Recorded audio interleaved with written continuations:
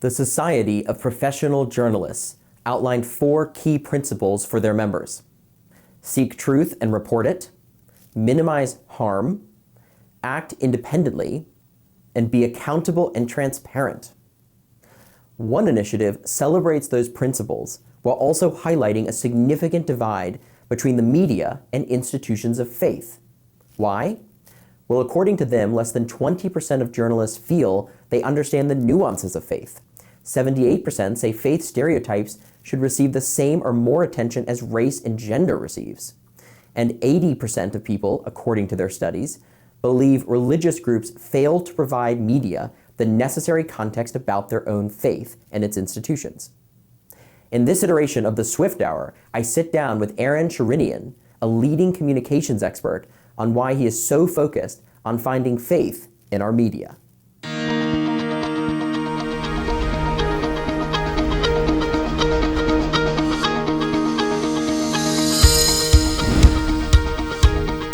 So you're here today to talk about the Faith and Media Initiative, and I understand you had a very important announcement today. So today, the Faith and Media Initiative has brought to the conversation here at Concordia, here as people are convening in New York for the UN General Assembly, data that proves that what some people thought was happening is actually a conversation that has been waiting to happen for a long time, meaning there's 2 institutions that are vital in civil society, vital for everything that's happening here: sustainable development, economic progress, social justice, inclusion.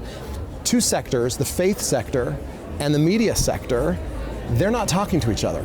And the consumer, the public, the reader, they're noticing. So today we launched some data that shows that a vast majority in many of the countries where the data was conducted, shows that people want more faith and religion coverage in their newsfeed. Counterintuitive to what some talk about, but actually urgent from what the public is saying they need. But talk to me a little bit about sort of faith today in society. Is it at an all-time high? Is it consistent to the last couple decades? Talk a little bit about the role of faith today. So anywhere from 80 to 83% of people will identify as people of faith. Okay. So as you'll notice, I didn't mention a faith institution, I didn't mention a particular religion, but people will say that they identify as people of faith. And so what I think is important for the people who are listening to this, people who care about Concordia, people who care about this conversation, is that we're saying to the world we should look at people as they show up in society, accept them for who they are. Only then can we really talk about progress on the Sustainable Development Goals or on all of the urgent issues. And yet we don't talk about how they show up as people of faith. There's an assumption that people aren't people of faith, or that it's not a part of their daily lived experience. I think that what we've done is we recognize that there are lanes. There's a unique role of the media. The media is there to tell great stories. It's there to see the world as it happens. The media has a watchdog role. Faith has a very unique role. But it doesn't mean that we said that there has to be a taboo between them. Much like with issues of climate or gender, we're finding that the media has a role in shining light on situation. The media has a role in inclusion and helping people's voices be heard. Why shouldn't it be the case with religion? So I think there's a perception problem. I think one of the perceptions is that you have some people in some, I'm going to say, Western capitals who presume that everything looks like it looks down the block from them, and it doesn't in the world. The world is a place where faith plays a big part in society. It's how people organize, it's how people show up, it's how their lived experience is. Media is evolving very fast, and we want to make sure that media doesn't evolve in a way where it's just about clicks and controversy, and where someone is saying you're not allowed to cover the lived experience of faith, of religion, of spirituality, of a God-centered compass. However people express it, we want to make sure that media knows that there's permission, tools, a platform, and a way to respectfully do it. Why does media need a permission, though? If you're a news anchor, if you're a reporter for a newspaper, why do you think they don't incorporate faith in the content that they present, or incorporate or in the analysis that they provide? Well, let me tell you what the journalists told the professionals from Harris X who put together this study, a groundbreaking study, first of its kind of this nature, where journalists said there's a couple of reasons. Newsroom economics. Everyone knows that newsrooms in some ways have shrunk. The media is going through an amazing revolution as the business model. There's this idea that there's a fear of getting it wrong. Journalists know, I mean, there's a real consequence in many places if you're to potentially offend, but that doesn't mean that there's not tools and training available, which is the other thing that journalists mention. What they're hungry for, that they would welcome, is more of the good training that's going on. There are great organizations doing amazing work when it comes to professional development for journalists. You know the organizations, they're renowned and they've got great reputations and great track records, but journalists are saying, I'd do more if there was more. The last thing that I think is important to recognize is that within the newsrooms themselves, we live in an environment where it's almost okay to talk about everything. And we say, show up as your whole self at work. But do we really mean that when we say religion? In a newsroom environment, it's important that people know so that they can check and so they can corroborate, they can make sure that they got the story right. You need to know who the people of faith are in your newsroom. So again, the organization that I represent is an organization that understands the role of media. We know that media is an important part of civil society. We know that faith drives people in civil society. There's a taboo that has crept up for any number of reasons. We're not here to blame, but we're here to say, let's bridge. It's very interesting to think about, and I've been trying to, as you talk so eloquently about your passion for this, because you can see your passion for this.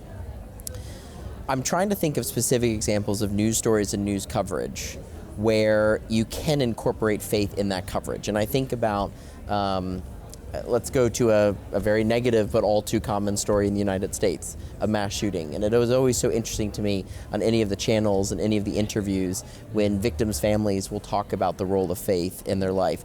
Do you find that there automatically is this fear from media outlets to say, well, they can say that, but our reporter can't comment on that they can't engage in that?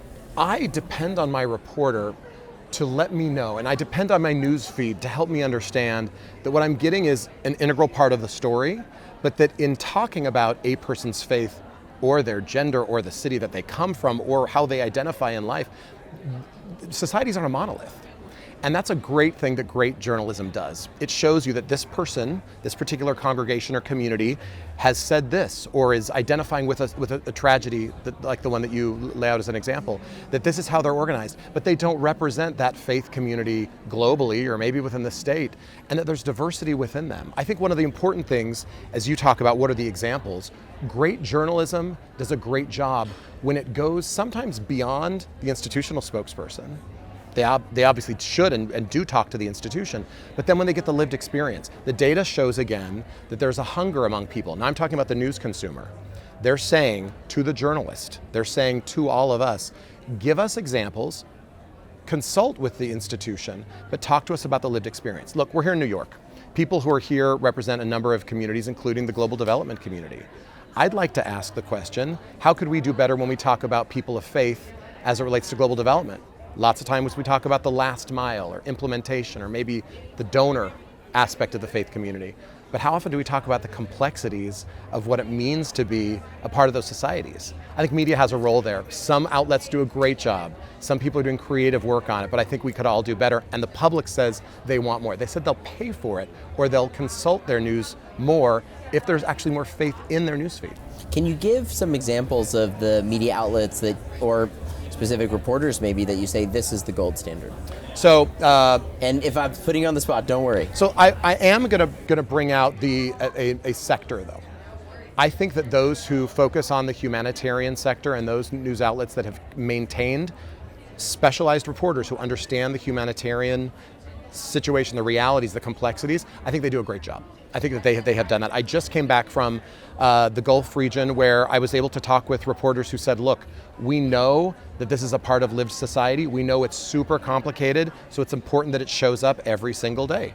So I'm gonna be artful in dodging calling out the stars. I think the people that know and have seen this data have immediately come to us and said, we can't afford not to have specialization in our newsroom. We can't afford not to make sure that there's diversity in our newsroom. But more importantly, can we just be honest? There's also a business opportunity here. There's a business opportunity where advertisers should know that readers want a little bit more or a lot more faith in their feed. And I don't know where that got lost in an industry that's really good at pinpointing the strategic to the human being algorithm of how many clicks per millisecond is taking place. But the public is saying, I'm not getting enough of it. The public also is saying, I am a person of faith. That 82, 83% statistic, that would blow people away if they looked at it as just as an opportunity for engagement.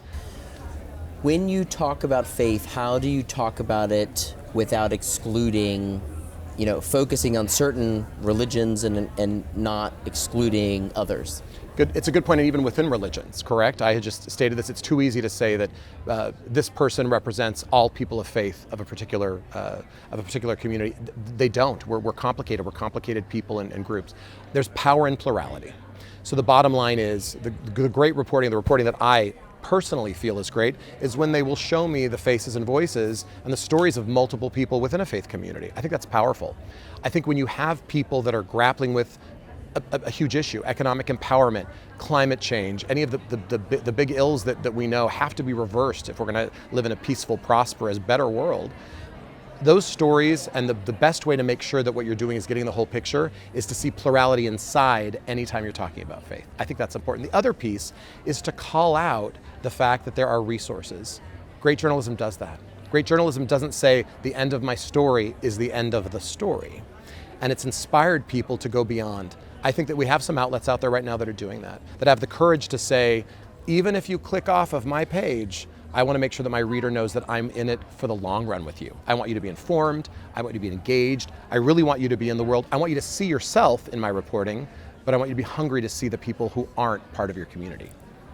Well, Aaron, I think that's a great way to wrap up, and that's a great way to end. It's wonderful to see you. It's great to be here. Congratulations on this major announcement, and excited to see more of what comes from the Faith and Media Initiative. Thank you. Concordia is doing exactly that, saying to people, let's see you, let's talk to you, and let's ask who should be here. We can't have everybody in the room all the time, but we know we want as many people as we can because we've got to get it right. Thank you. Absolutely. Thank you.